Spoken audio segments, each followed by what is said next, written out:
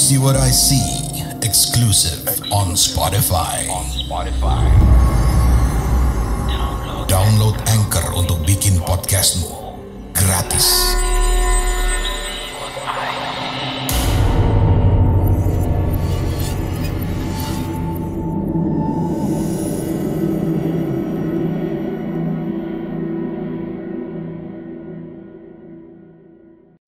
Assalamualaikum warahmatullahi wabarakatuh, warga Sukawati semua. Kali ini saya akan menceritakan kisah yang dikirimkan oleh seseorang yang tidak mau disebutkan namanya. Di Mencekam ya, pastinya menceritakan email kamu. Ya, langsung aja.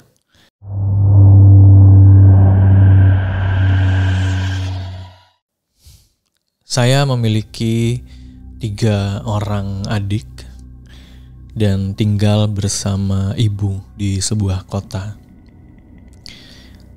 Ibu saya ini sudah bercerai cukup lama ya dengan bapak.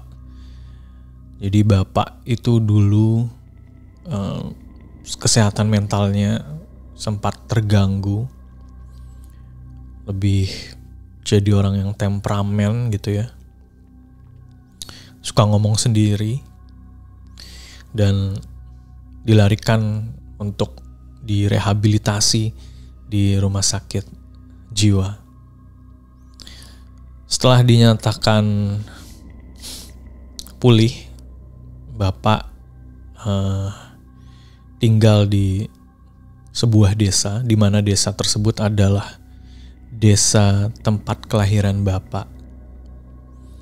Dan di sana juga cukup banyak saudara dan teman-teman kecil bapak ya.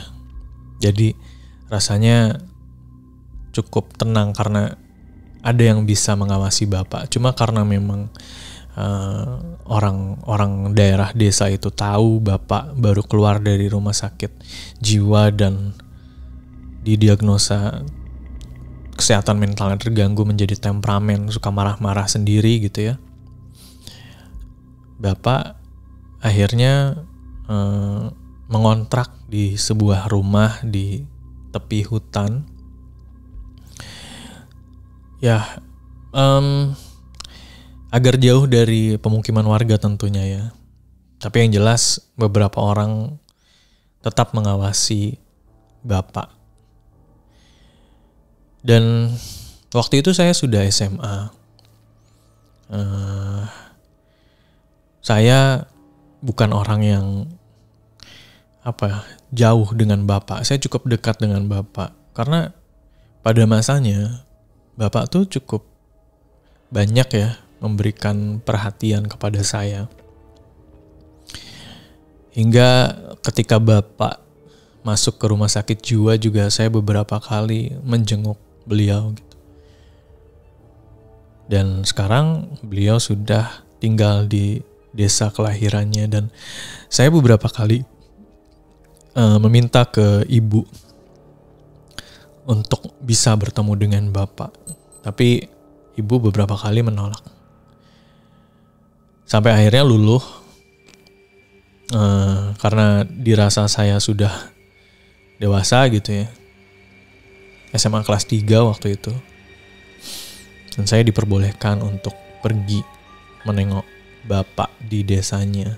Sendirian ya, ibu tidak ikut. Karena sudah bercerai gitu.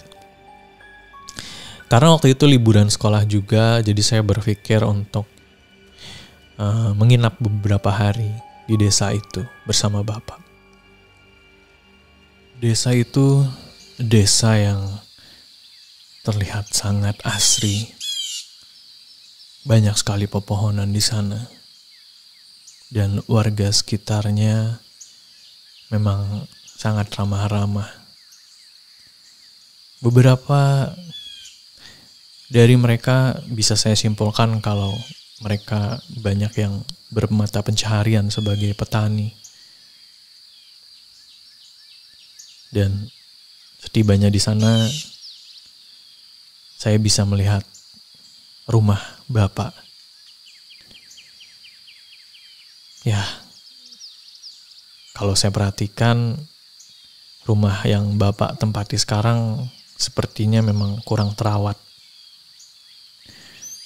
Entah, seperti ada hawa atau nuansa yang aneh, tapi sulit untuk saya jelaskan.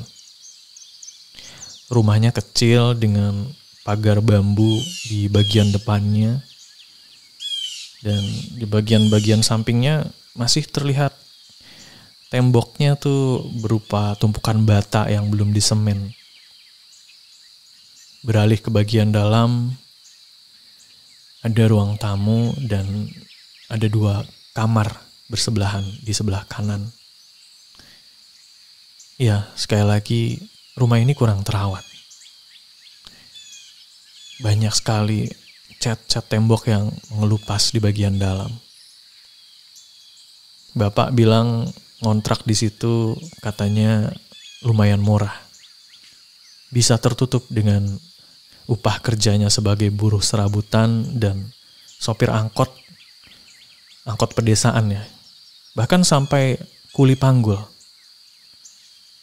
Saya bilang ya, alhamdulillah Pak kalau emang ada pekerjaan. Bapak terlihat bahagia dan sangat sumringah menatap aku.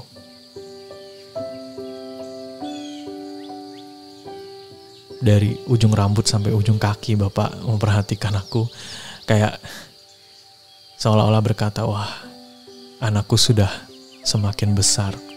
Bahkan tinggiku bisa melebihi tinggi Bapak. Bapak sudah menyiapkan kamar untukku, ya kamar yang saya tahu ini kamar yang baru saja dibersihkan. Kamarnya kecil dengan 1 jendela menghadap ke belakang rumah. Dan belakang rumah itu kan hutan ya. Ya sekali lagi rumah itu ada di tepi hutan di kaki Gunung Galunggung. Malam hari pertama di rumah Bapak terasa cukup hangat. Kami membuka lagi kenangan-kenangan indah ketika masih bersama.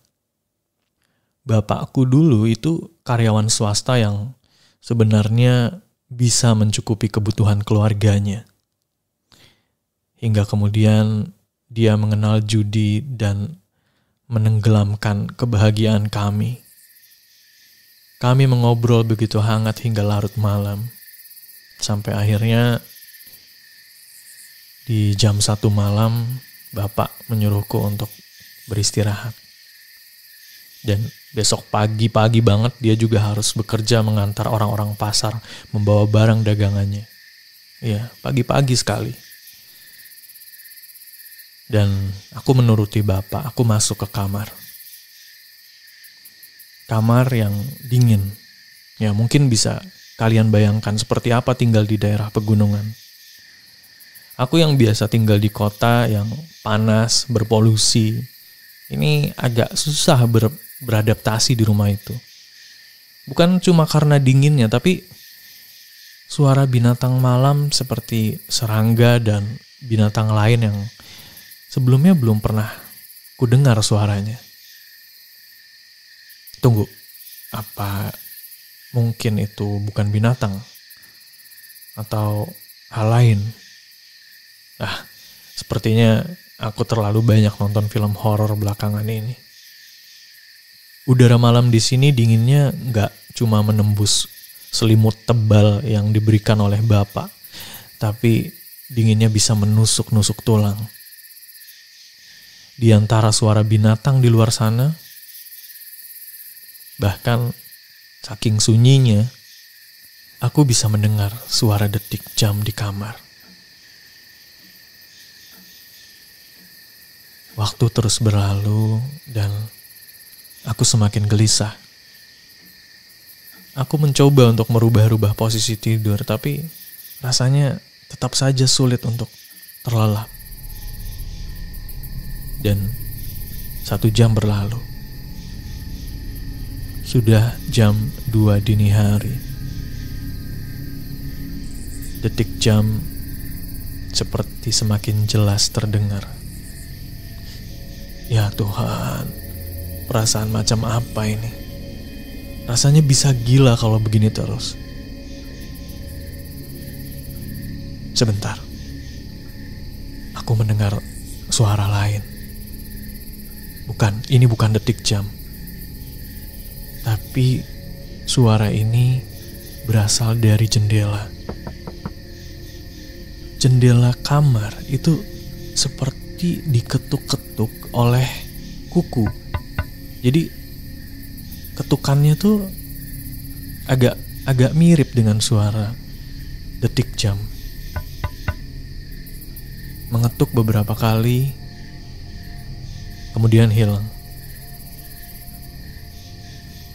Dan kembali suara ketukan itu terdengar dan hilang lagi. Menyadari rumah ini ada di tepian hutan dan tidak ada lagi rumah di sekitar sini, aku mulai merasa takut. Aku beranjak keluar kamar, berharap aku bisa tidur di sebelah bapak agar aku tidak lagi ketakutan. Tapi setelah aku keluar kamar, aku mendapati bapak tidur di sofa. Tidak ada tempat lagi di situ, jadi ya sudah. Aku juga tidak berani membangunkan bapak yang terlihat lelap dengan wajahnya yang letih. Dan aku mengurungkan niat untuk membangunkan bapak. Aku memperhatikan sekitar ruang tengah. Ruang yang dari tadi kita pakai untuk mengobrol. Ruangan itu kini sudah gelap. Dan aku merasa seperti ada yang mengawasi. Bulu kuduku merinding. Ditambah lagi udara dingin yang datang menusuk. Dan aku bergegas kembali masuk lagi ke kamar, menjatuhkan diriku ke kasur dan tenggelam dalam selimut tebal. Ya Tuhan, rasanya ini menjadi malam dengan waktu yang seperti terhenti. Tak lama, kemudian aku kembali tersentak. Ketukan di jendela kamarku ini kembali terdengar lagi. Dan kali ini ketukannya lebih cepat. Dan yang membuat aku semakin merinding, aku mencium bunga melati yang sangat-sangat menyengat. Aku menarik nafas. Oke, bismillah. Aku mengumpulkan segenap keberanianku. Dengan sigap, aku berdiri menggapai hordeng jendela dan kusibakan dengan begitu cepat. Kalian tahu apa yang kulihat? Aku melihat seekor burung. Bukan. Itu bukan seekor burung. Itu adalah seekor ayam yang warnanya sepenuhnya hitam.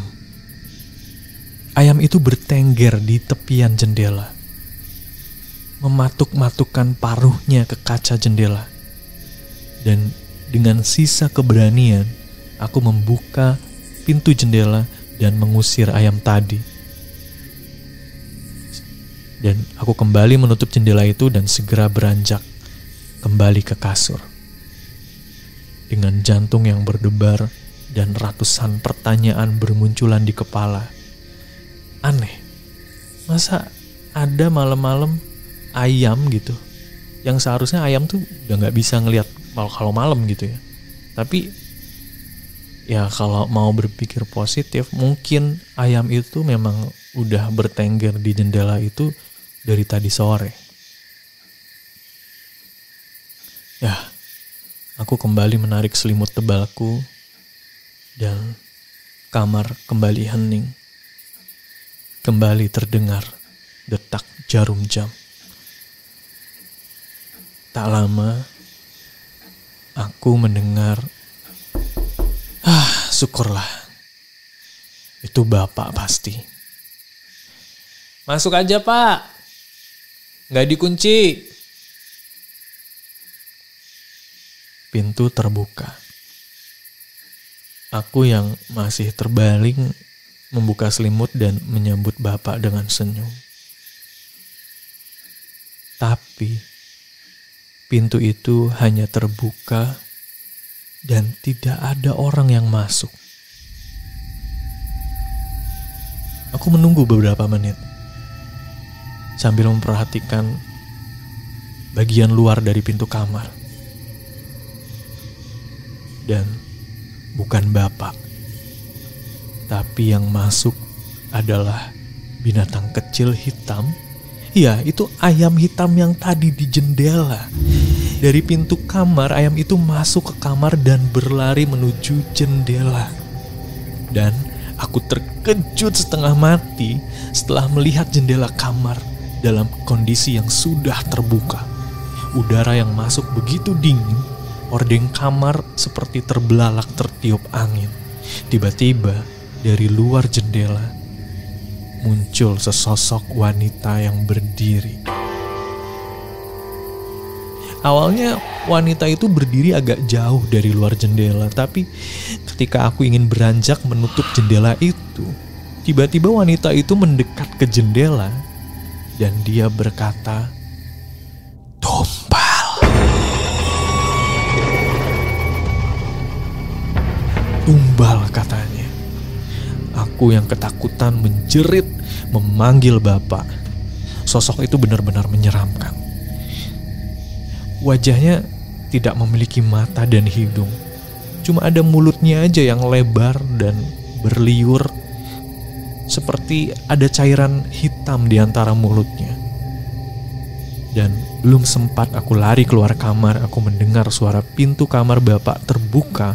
Dan benar saja, bapak berlari ke kamarku dan menolongku dengan membacakan beberapa ayat-ayat suci Al-Quran.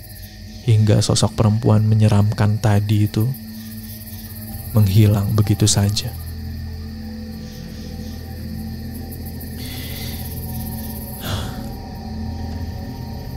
Kami tidak tidur lagi hingga subuh. Bapak yang kuanggap pahlawan saat itu, seketika anggapanku berubah setelah mendengar keseluruhan cerita bapak. Bapak bercerita, katanya dulu bapak terjerat hutang yang sangat banyak. Ya, gara-gara judi. Hingga suatu saat teman dekatnya mengenalkan bapak ke orang pintar yang katanya bisa memberikan solusi keuangan. Dan dari orang pintar itu, bapak diajak bersekutu dengan jin. Tapi bukan untung, malah petaka yang didapat. Bapak kerap kali diteror hingga kesehatan mental dan emosionalnya terganggu. Iya, diteror oleh makhluk-makhluk yang menyeramkan. Karena itulah, bapak sempat direhabilitasi di rumah sakit jiwa dengan waktu yang cukup lama. Sampai akhirnya bapak bisa pulih. Karena bapak mendekatkan diri ke agama. Tapi teror itu rupanya belum berhenti. Kata bapak, walaupun sosok wanita menyeramkan itu tidak muncul sesering dulu, tapi ada saja kalanya dia tiba-tiba datang sambil berkata, "Tumbal." Gimana? Suka dengan konsep seperti ini? Ya pastinya untuk variasi aja ya, karena nanti Mbak Devi dengan konsepnya sendiri, Mas Colek juga dengan gayanya sendiri gitu ya. Begitupun Mister. Ini cuma coba-coba aja. Ya syukur kalau terhibur dan suka. Itu dia, terima kasih untuk warga Skaudi yang sudah mengirimkan cerita tadi ya. Terima kasih banget. Dan untuk warga Skaudi lainnya juga yang punya cerita atau pengalaman horor, silahkan ya bisa diceritakan, dikirim ceritanya ke email di podcast.ceritahoror@gmail.com. Saya Raden Ruli pamit. Wassalamualaikum warahmatullahi wabarakatuh.